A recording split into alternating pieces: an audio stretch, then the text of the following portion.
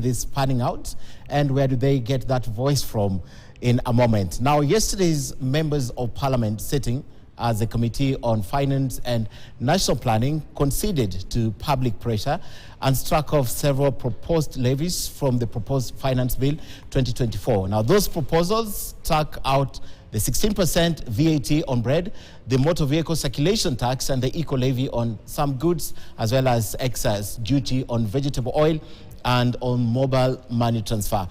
While the amendments are a welcome move, Esther Diana draws your attention to what they are not telling you. Putting excise duty on the one that is imported, but the ones that are made here locally, those are exempted. This sounds good on the surface. However, the devil is in the details, because you are still going to pay more for diapers, motorcycle tires, bicycles, wheelchairs and tuk-tuks, despite the committee's recommendation to waive the eco-levy and reduce the rate on certain finished goods. This has been criticized as a blanket statement that does not resolve the anxiety of many Kenyans who rely on imports. And even wheelbarrows, so that we don't increase. So there is no worry, there is not going to be increase in the price of wheelbarrow. The proposed amendment to impose an eco-levy on finished products does not lessen the burden on Kenyans, given that Kenya is an import-driven economy, with foreign investments taking a bigger chunk of local manufacturing.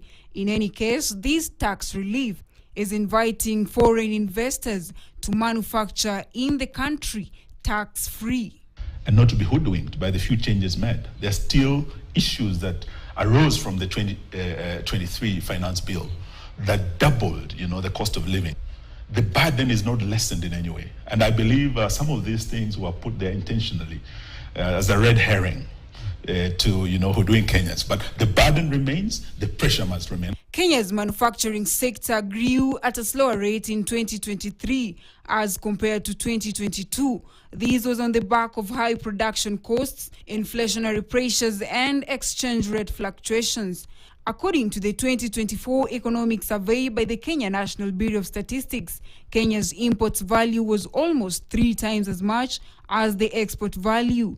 In 2023, Kenya exported goods valued at 906 billion shillings as compared to the 2.6 trillion shillings value of imports.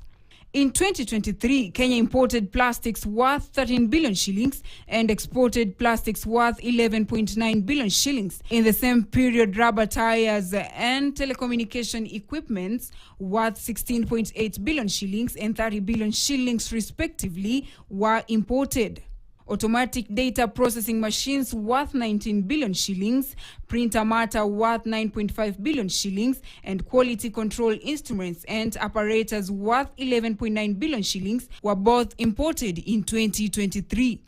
While the objective is promoting local industry, Kenyans are still going to be on the receiving end of passed-on cost of imports, as the majority of Kenya's economy is import-driven.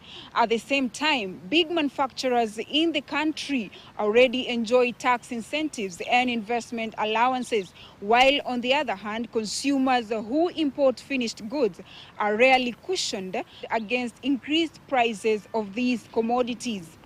For KTN News, I am Esther Diana.